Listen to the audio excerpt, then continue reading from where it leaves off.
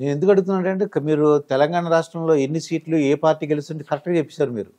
సుమారుగా ముందు ఆంధ్రప్రదేశ్ లో కూడా 140 స్థానాల పైగా 140 స్థానాల పైగా వైఎస్ఆర్ కాంగ్రెస్ పార్టీ అధికారంలోకి వచ్చేటట్టుంది అంతకుముందు 2019లో చెప్పారు. అవునండి. అందుకని సరే ఏదేమని వాళ్ళ పరిస్థితి మాత్రం ఇబ్బందిగా. నేను ఫస్ట్ బాధపడేది ఏంటంటే భావితరాల కోసం ఎలా చేయండి అని. ఇవాళ సరే నేను 10,000 వాళ్ళకి ఇవ్వడానికి కూడా సరే మంచిదే, వాళ్ళు చేశారు. గోన్ సంచులు ముగిసి ఉద్యోగం 5,000 అన్నా సరే నేను ఒప్పుకున్నాను. అంటే ఆయన ఏమంటారంటే చంద్రబాబు నాయుడు గారు వాళ్ళకి వర్క్ ఫ్రమ్ హోమ్ ఇచ్చి ఎక్స్ట్రా వర్క్ ఇస్తాను, ఆయన క్రియేట్ చేస్తాను అంటున్నారండి ఆయన వర్క్ని. ఎందుకు ఇంతకుముందు 14,000-15,000 ముఖ్యమంత్రిగా ఉన్నారు కదా, అప్పుడు చేసే పని కదా కొంత. నేను ఒకటే చెప్తున్నానండి, దాంట్లో లోపాలు ఉండొచ్చు. 3,000, 4,000, 5,000 రూపాయలు నిరుద్యోగ వృత్తి ఇస్తామని చెప్తూ వాళ్ళని ఇంట్లో ఖాళీగా ఉంచడం కంటే నెగిటివ్ పర్సన్స్ పెద్ద ₹1,00,000 ఉద్యోగం చేసుకున్న వాళ్ళు తప్పు ఆలోచనలు ఉండరా? 5,000 ఉద్యోగాలు వచ్చేవాళ్ళని అన్ని సత్యహరిచంద్ర తమ్ముళ్ళని నిలబెట్టేద్దాం అని అనుకుంటామా? వాళ్ళు మానవ లోపాలు ఉండొచ్చు, కానీ నేను మాట్లాడిన మాట దయచేసి ఆలకించండి అందరూ. ఇంట్లో ఒక 4,000, 5,000 ఖాళీ కూర్చోబెట్టే బదులు నేను యువతని అందరినీ అంటలేదు చూస్తున్నాను, దిక్కుమాల థమ్సప్, వాట్సప్ ఇవన్నీ వీటిలో వెళ్ళిపోతా ఉన్నారు. వాళ్ళకి అనవసరమైన విషయాలన్నింటిలో బయట జొరబెట్టుకుని నాలెడ్జ్ పెంచుకుంటాం అనుకుంటున్నారు. కాదని డైవర్ట్ అవుతుంది. యువత, ఈ దేశానికి అవసరమైన యువత యొక్క భవిష్యత్తుని ఈ స్మార్ట్ ఫోన్స్ కొంతవరకు ఒక లాభం వచ్చేది ఉంది, నిర్వీర్యం చేస్తే పరిస్థితి వస్తూ ఉంది. చాలామంది ఎలాంటి పరిస్థితుల్లో ఉంటున్నారో చూస్తున్నాం. అలాంటిది ఒక 5,000 రూపాయలు ఇచ్చి వాళ్ళతో కొంత పని తీసుకుంటాం. వాళ్ళకి నిరుద్యోగ వృత్తి డైరెక్ట్గా ఇవ్వటం కంటే ఒక పని తీసుకుంటాం. ఇది మంచి పద్ధతే కదా. ఇప్పుడు ఇదే మాట అంటే దుర్మార్గం తిట్టారు. ఇప్పుడు వీళ్ళే 10,000 ఇస్తానంటున్నారు కదా. అంటే వర్క్ కూడా క్రియేట్ చేస్తా అంటున్నారు. నేను ఒకటి చెప్తున్నా, 5,000, 10,000లో ఏం వర్క్ క్రియేట్ చేస్తారని. ఇంకా ఇవాళ నిజంగా చెప్పాలంటే గ్రామ సచివాలయాలు ఉన్నాయి. దాంట్లో చాలా మందికి ఇప్పుడు వర్షాకాలం లేని టైంలో కొంచెం అప్గ్రేడ్ ఆ యొక్క శాఖ విభాగంలో పనిచేసేవాడు ఖాళీ ఉంటుంది. నిన్న పెన్షన్స్ కానీ మిగతా కొన్ని నీటు ఒక్కొక్కళ్ళకే మహిళా పోలీస్ కానిస్టేబుల్ కింద కూడా ఒక టైప్ పోస్ట్ ఒకటి పెట్టడం జరిగింది. అందువల్ల డెఫినెట్గా గ్రామ సచివాలయాన్ని కొంత మెరుగుపరిస్తే కనుక అద్భుతం. నేను అక్కడ పాదయాత్రలో, పోలవరం నిర్వాసితుల పాదయాత్రలో పాల్గొన్నప్పుడు కానీ మిగతా గ్రామాల్లోకి వెళ్ళి గ్రామ సచివాలయం చూశాను. ఎంత చాట్ అని మీకు ఇస్తాను, ఎన్ని 100 పైగా పనులు చేసి దాంట్లో ఎప్పుడు పని ఉండేది డిజిటల్గా అప్లోడ్ చేసి డౌన్లోడ్ చేసే వాళ్ళకి ఎప్పుడు పని ఉంటుంది. ఇంకొక 2-3కి మిగతా వాళ్ళకి పనులు ఉన్నప్పుడు అవసరం ఉంటుంది, వాళ్ళని వాడుకోవచ్చు. అందువల్ల నేను డెఫినెట్గా ఆ వ్యవస్థని మెరుగుపరుచుకుంటే అద్భుతమైన వ్యవస్థ అండి అది. అంటే గ్రామ సర్పంచుల ఉపయోగం అంటే నేను ఒకటి అడుగుతా ఉన్నాను, గ్రామ స్వరాజ్యం లార్డ్ రిప్పన్ గారి పీఠిక 1920 ఇవన్నీ మాట్లాడడం. ఇప్పుడు సర్పంచ్ అంటే దేనికంటే అసలు ఎమ్మెల్యే దేనికి? మనం మాట్లాడుకుందాం ఒకసారి, నిజాయితీగా మాట్లాడుకుందాం. ఎమ్మెల్యేలకి రాజ్యాంగం ఇచ్చిన పరిధి ఏంటి చెప్పండి? వీళ్ళు ఒక్కొక్కళ్ళు నియోజకవర్గాలు సామంతరాజులు అనుకుంటున్నారు. ఒక్కొక్కళ్ళు ఈ ఎమ్మెల్యేలు అమ్మాదని నామే పడతారు. పడినామండి, ఇప్పుడు ఇంతగా పడినా ఇంకేం చేస్తారు? వీళ్ళకి తెలుసా ఎమ్మెల్యేల యొక్క పదవి ఏంటో, ఒక ఎంపీ పదవి ఏంటో? ఏంటండి ఎమ్మెల్యేలు చేయాల్సిన పని ఏంటి? ఫంక్షన్స్ ఏంటి, ఏం చేయాలి అంటే అక్కడ డిఓ ఎవరు ఉండాలి, సర్కిల్ ఇన్స్పెక్టర్ ఎవరు ఉండాలి, ఇసుక ఎక్కడ తోలాలి, ఎక్కడ తెచ్చుకోవాలి, ఎవరి మీద అజమాయిషి ఇదే అండి వాళ్ళకి ఇచ్చిన పరిస్థితులు. సామంతరాజులు అనుకుంటున్నారు వీళ్ళు. అందరినీ దాంట్లో ఒక్కొక్కళ్ళు డాన్గా ఎదిగారంట. ఎన్ని డాన్లు ఉన్నారో చూసుకోండి. నేను చెప్తా ఉన్నాను, ఈ ఎమ్మెల్యేలకు ఇచ్చిన పని ప్రజా సమస్యల మీద అసెంబ్లీలోకి వచ్చి మాట్లాడటం, ప్రజల సమస్యలను ప్రభుత్వ దృష్టికి తీసుకురావటం, వారిని సవరించడం, అవసరమైన చట్టాలు చేయటం, చట్ట సవరణ చేయటం మాత్రమే వాళ్ళ పని. సామంతరాజులు కాదండి.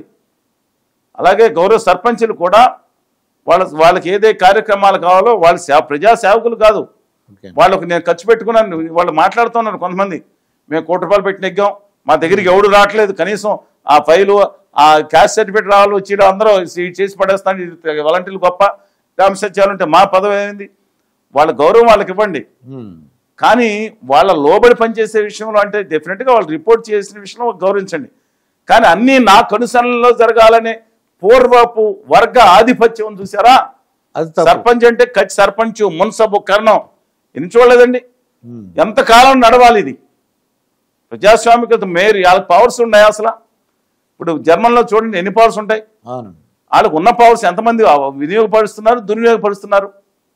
అయితే ఏ పార్టీ రావడానికి అవకాశం ఉందంటారు? అంటే మీ ఇప్పుడు వరకు మనం మాట్లాడుకుంటున్నాం, గత 4-5 నెలలుగా మాట్లాడుతున్నాం. నా స్టాండ్లో గణనీయ అర్ధరాత్రి మార్పు వచ్చేసిన విషయం ఏమైనా మీకు కనపడిందా?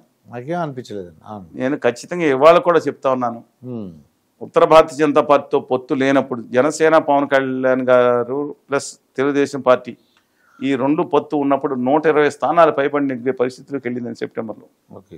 ఆ తర్వాత జగన్మోహన్ రెడ్డి గారు సిద్ధం సభలు పెట్టిన తర్వాత దాంతోపాటు ఒక కార్యాచరణ ప్రకారం వెళ్ళిపోతుంటే మార్పులు చేర్పులు కాన్స్టిట్యున్సీలు చేశారు. దాంట్లో 30% మైనస్ ఉండొచ్చు, 70% పాజిటివ్గా కనపడుతున్నాయి. అంటే నెగ్గుతారని కాదు, ఒకవేళ ఓడిపోయే అభ్యర్థి 40% ఓడిపోతే 45% వచ్చి ఓడిపోయి ఉండొచ్చు మిగతా, అంతే తప్ప ఆయన పరిస్థితి ఆయన చేసుకుంటే because of number of reasons ఇంక పొత్తు ఏళ్ళలో ఇబ్బందికి రావటం, ఓట్ ట్రాన్స్ఫర్ అనేది జనసేనకి తెలుగుదేశానికి 75% అయ్యేదంటే కనపడతా ఉందండి.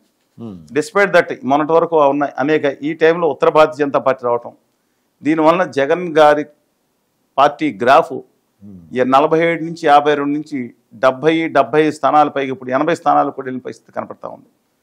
అంటే తెలుగుదేశం జనసేన కూటమి 100 నుంచి 105 స్థానాలు గెలిచే అవకాశం గత 2-3 నెలల నుంచి కాన్స్టెంట్గా అటు ఇటు ఉందని అభిప్రాయం అండి.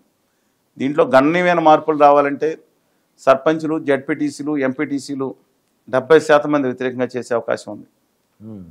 అంగన్వాడీ వర్కర్స్, టీచర్స్ కూడా వాలంటీర్స్ ఒక వేగుల వ్యవస్థగా పనిచేస్తుంది. ఇప్పుడు జగన్మోహన్ రెడ్డి గారు ఏమనుకుంటున్నారంటే అదొక రాజ్యంలా భావిస్తున్నారు, రాజ్యానికి 4 సలహాదారులు.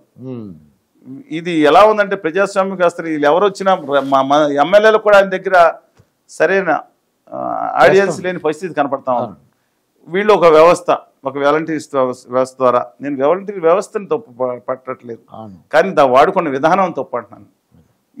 ఇవన్నీ చూసుకుంటే కనుక వాళ్ళతో పాటు ఉద్యోగస్తులు అందరూ కనుక వెనక్కి వెళ్తే మాత్రం జగన్మోహన్ రెడ్డి గారి గ్రాఫ్ ఇంకా పడే అవకాశం ఉంది. డెఫినెట్గా 75-80 స్థానాల్లో కూడా సస్టైనబుల్ కాదు. కానీ ఒకే తిరిగి ఆయన పోటీలో ఉండాలంటే కేవలం మేనిఫెస్టోలో ఆయన ఉచిత ఎలక్ట్రిసిటీ తెలంగాణలో రేవంత్ రెడ్డి గారు పెట్టినట్టు, అలాగే అంగన్వాడీ వర్కర్స్ కానీ మిగతా వాళ్ళకి కానీ నేను ఖచ్చితంగా ఇస్తాను అని చెప్తే, కొంత సంక్షేమ కార్యక్రమాల్లో 10 హామీలు ఇచ్చే 2 హామీల్లో ఫెయిల్ అయినా ఒక్కొక్కటి లేటుగా చేసిన మిగతా చేసిన ఒక పేరు జగన్మోహన్ రెడ్డి గారికి ఉంది. అందువలన అది నమ్మితే మాత్రం ఆయన తిరిగి వచ్చి యుద్ధంలో నిలబడతానికి, బయట ఇక్కడ యుద్ధం సిద్ధం అని ఏమని అనుకోండి, ప్రజల్లో సార్వజనికంగా అంటే ఒక రాయలసీమలో 3 జిల్లాలు మినహాయించి, కోస్తాంధ్రప్రదేశ్లో విజయనగరం జిల్లా మినహాయించి, ఈ 4 జిల్లాలు మినహాయించి మిగతా 9 జిల్లాల్లో ఇప్పటికీ కూడా తెలుగుదేశం కూటమి ఆధిక్యతలోనే ఉందని అభిప్రాయం అండి. అందుకని నా అభిప్రాయం ప్రకారం 100 నుంచి 105 స్థానాలు ఇప్పటికీ కూటమిలోనే ఉంది. బట్ అది మీకు మార్చి ఆఖరి నాటికి అది రాజకీయాలు డైనమిక్గా ఉంటాయి, ఎప్పుడైనా మారచ్చు. 10 రోజుల తర్వాత ఈ 15వ తారీఖు సర్వే ఒకటి, మ్యాసివ్ సర్వే ఒకటి చేస్తున్నారు మిత్రులు.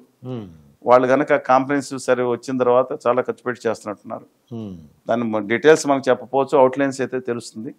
డెఫినెట్గా మనం 4 రోజుల తర్వాత కూర్చుందాం.